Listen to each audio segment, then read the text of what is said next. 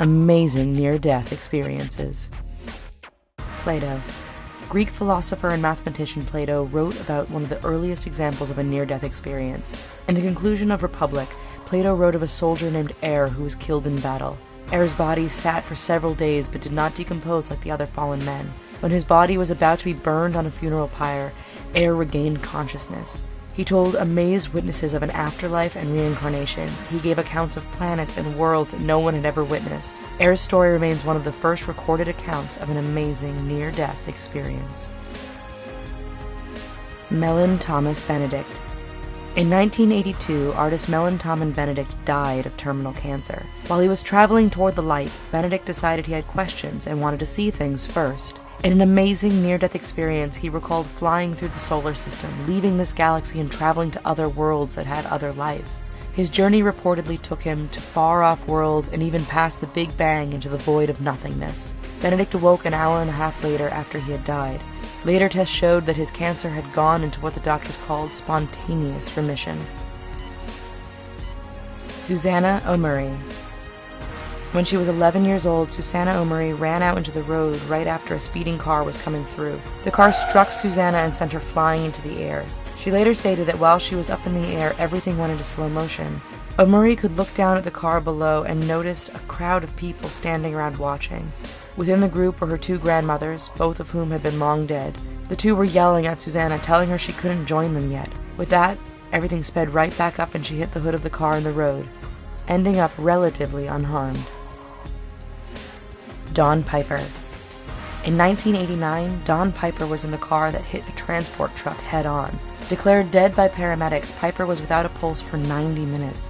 While he was dead, he experienced music and smells which were very pleasing. He also met with his grandfather and several other long-deceased acquaintances in front of a very large gate. The whole experience was deemed rather pleasant. The meeting was cut short when Piper began to regain consciousness. His return to life surprised many, including the people who had stopped to pray near his body at the scene of the horrific accident. Amanda Cable.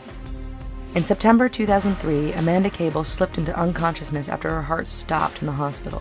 Cable left her body and was eventually greeted by the figure of her daughter, Ruby, wearing a school uniform with her hair up in bunches. Ruby urged her mom down a white tunnel to a gate. After passing through the gate, Ruby slammed the doors behind her mother. When Cable regained consciousness, she was greeted at her bedside by her husband. He had brought a picture of Ruby from the first day of school, which Amanda had missed because she was in the hospital. In the picture, Ruby was wearing a school uniform and had her hair up in bunches, a style she had never before worn. George Rowton. In 1976, George Rowton was pronounced dead after being struck by a car. His body was taken to the morgue where it sat for 3 days. When doctors began to cut Rowton's body to undertake an official autopsy, he regained consciousness to the shock of everyone. Rowton's shocking recovery was matched by the stories he had while he was dead. During his experience, he relived parts of his life and met with various people. With the ability to travel anywhere in time and space, Rowton said he was able to meet historical figures and travel back in time to eras such as the Roman Empire. Dr. Mary Neal. In 1999, Dr. Mary Neal was kayaking when her craft turned over. Pinned underwater, Neal was without air for up to 25 minutes before help arrived. In her unconscious state, she endured a near-death experience which told of the future. In this instance, however, it was a future she probably didn't want to know. While she was dead, Neal was informed that her 9-year-old son would die. No information concerning the specifics of his death were given. However, the prophecy came true 10 years later when Neal's now 19-year-old son was killed in a car accident. Paul Ike.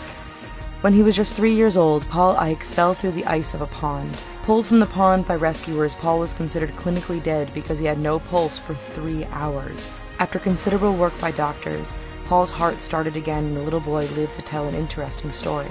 Paul claimed he had been floating around in the sky before arriving at a gate.